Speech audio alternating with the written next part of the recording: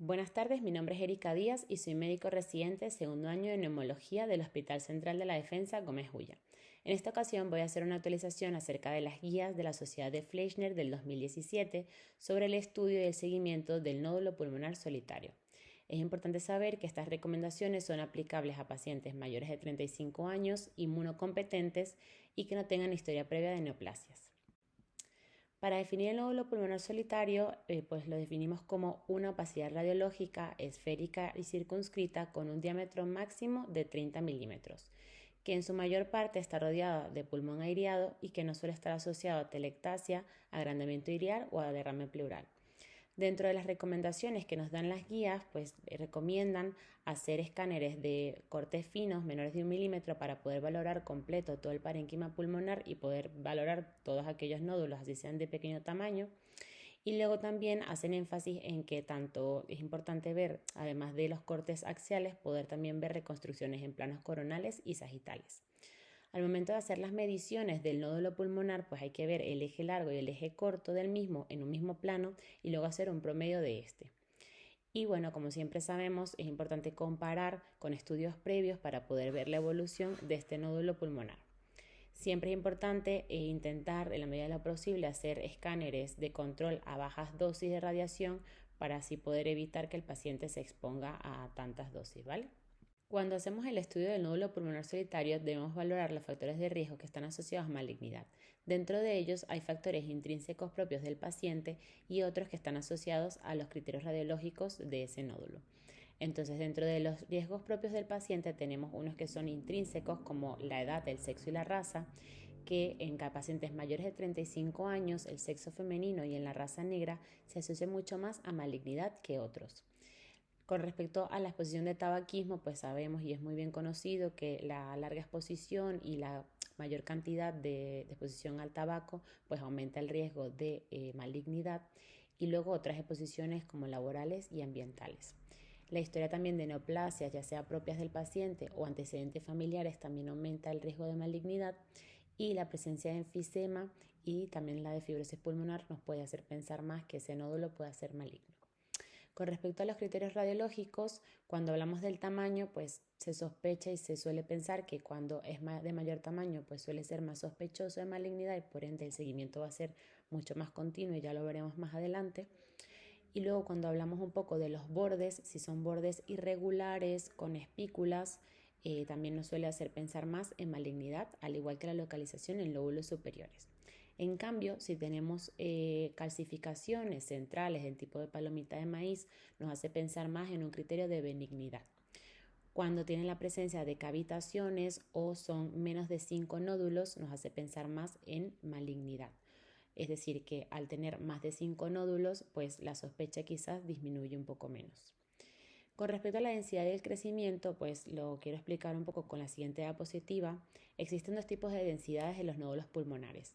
Tenemos nódulos pulmonares de densidad sólida y nódulos pulmonares de densidad subsólida. Dentro de los subsólidos tenemos aquellos que son parcialmente sólidos, como podemos ver en la imagen, que tienen una parte en vidrio deslustrado y otro componente sólido, y luego tenemos los que son puramente de vidrio deslustrado.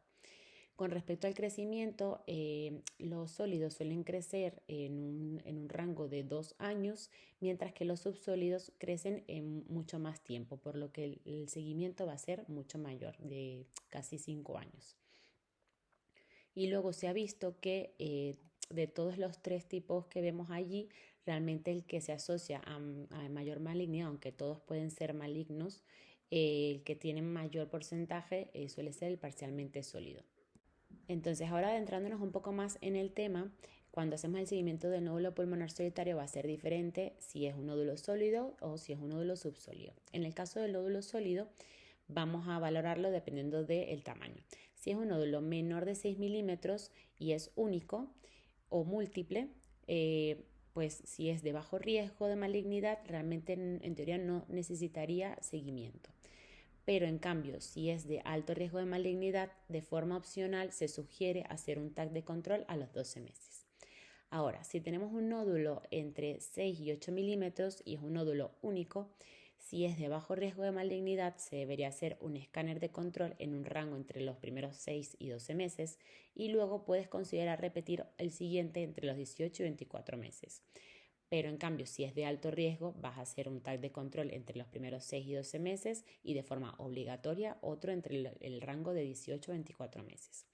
Ahora, si este nódulo es múltiple, o sea, si son nódulos múltiples y es de bajo riesgo de malignidad, se va a hacer un TAC de control, se reduce el seguimiento a 3-6 meses y luego puedes considerar hacer otro de control entre los primeros 18 y 24 meses, pero ahora si es de alto riesgo de malignidad, tienes que hacerlo de forma obligatoria, es decir, hacemos el primero en el rango de 3-6 meses y luego volvemos a hacer otro en el rango de 18-24 meses. En cambio, si tenemos un nódulo mayor de 8 milímetros y es único, da un poco igual si es de bajo o alto riesgo de malignidad. Este se hace un TAC de control a los 3 meses y luego se va a complementar con otras pruebas como un PET-TAC o alguna biopsia. En cambio, si son nódulos múltiples de bajo riesgo, vamos a repetir el TAC de control en el rango entre los 3 y 6 meses y luego se podría repetir otro en los siguientes 18 y 24 meses, pero si es de alto riesgo, de forma obligatoria debemos repetirlo a los 18 y 24 meses. Ahora, adentrándonos en el seguimiento del nódulo subsólido, va a depender si es de vidrio deslustrado, parcialmente sólido o en múltiple. Si es de vidrio deslustrado puro, si es menor de 6 milímetros, en principio no habría que hacer seguimiento de control. Pero si la morfología de este nódulo es sospechosa, deberíamos hacer un test de control a los 2 años y luego otro a los 4 años. Ahora, si es un nódulo de 6 o mayor a 6 milímetros, hay que hacer un TAC de control entre el rango de 6 y 12 meses para confirmar que persista ese nódulo allí y en caso de que así sea, se repite un TAC a los 3 años y luego otro a los 5 años.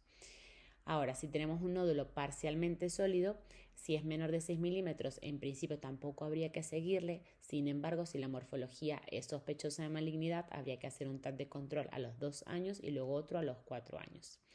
En cambio, si es de 6 o mayor a 6 milímetros, se reduce el seguimiento y se haría un TAC de control entre los primeros 3-6 meses para confirmar su persistencia y en caso de que se encuentre allí todavía, habría que hacer un TAC de control anual hasta cumplir 5 años. Cuando tenemos nódulos subsólidos múltiples menores de 6 milímetros, hay que hacer un TAC de control entre los primeros 3-6 meses y luego si está estable se repite uno a los 2 años y luego otro a los 4 años. Pero si es mayor o igual a 6 milímetros, se hace un TAC de control en los primeros 3-6 meses y luego el seguimiento va a depender del nódulo que sea más sospechoso de malignidad. Ahora quería traer un poco a colación el tema de los nódulos pericisurales. Son nódulos que en su mayoría son homogéneos, son ovalados, también pueden tener forma lenticular, que suelen ser en su mayoría benignos. Se han hecho estudios de screening durante 5 años y se ha visto que tanto los típicos como los atípicos no suelen tener relación con malignidad. En su mayoría a veces pueden estar cerca de las cisuras o de la pleura, pero en principio no serían para hacer seguimiento. Sin embargo, si tenemos nódulos que son más bien redondeados, con bordes más irregulares y que estén muy adyacentes a la pleura, que generen alguna normalidad de la pleura como tirantez de la misma o retracción, pues allí sí sería más sospechoso de malignidad y habría que hacer un seguimiento con un TAC de control entre los primeros 6 y 12 meses. Como conclusiones, quiero decir que esta guía lo que busca es estandarizar el manejo de los nódulos pulmonares incidentales, proporcionando una mayor flexibilidad en la toma de decisiones. Es importante conocer los factores de riesgo asociados al paciente y detectar las características morfológicas del nódulo que son sugerentes de malignidad. Se debe conocer el tiempo estimado de seguimiento según el tamaño, la cuantía, la densidad y la probabilidad de malignidad del nódulo y recordar que cada paciente es diferente, por lo que el seguimiento y el manejo siempre debe ser individualizado. Les dejo aquí la bibliografía utilizada y muchas gracias por su atención.